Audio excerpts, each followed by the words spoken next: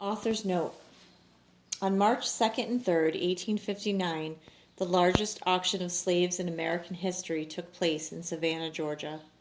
Some accounts put the numbers of slaves sold at 429, while others put it at 436.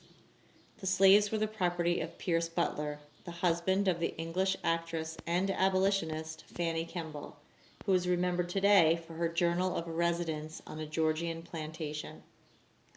In 1836, Butler and his brother John inherited two plantations in Georgia, one on St. Simon's Island and the other on Butler Island. Over the next 20 years, Butler would lose most of his wealth, approximately $700,000 in the stock market and through gambling.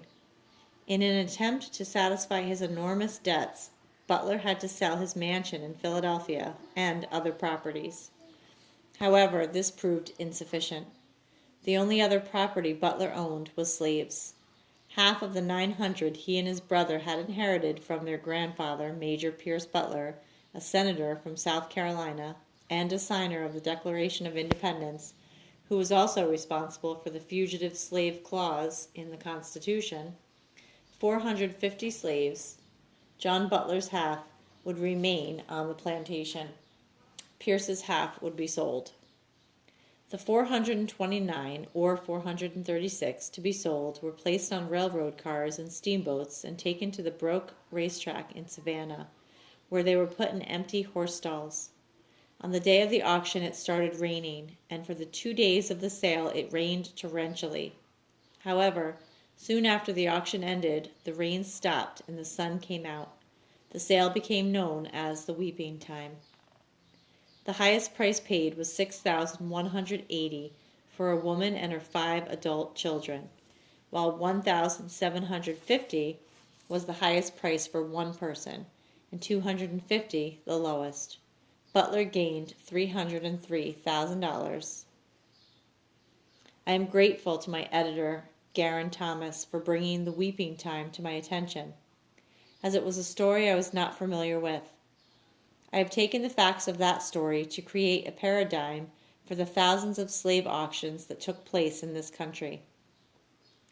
The only characters taken from the historical account are Pierce Butler and his daughters, Sarah and Frances, the auctioneer, and Fanny Kemble.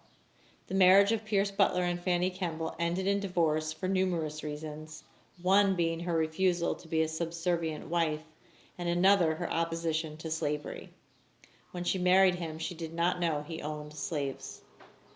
Butler received custody of their 2 children, each of whom shared the views of slavery held by one of her parents. Sarah was opposed to slavery, while Frances defended the institution, and after the Civil War, Frances returned to Butler Island with her father and ran the plantation under the sharecropping system. She subsequently wrote 10 years on a Georgia plantation since the war, an apologia for slavery and the Southern way of life. This book takes many of the facts from the lives of Pierce Butler and Fanny Kemble and their children, but is not a historical recreation of their lives.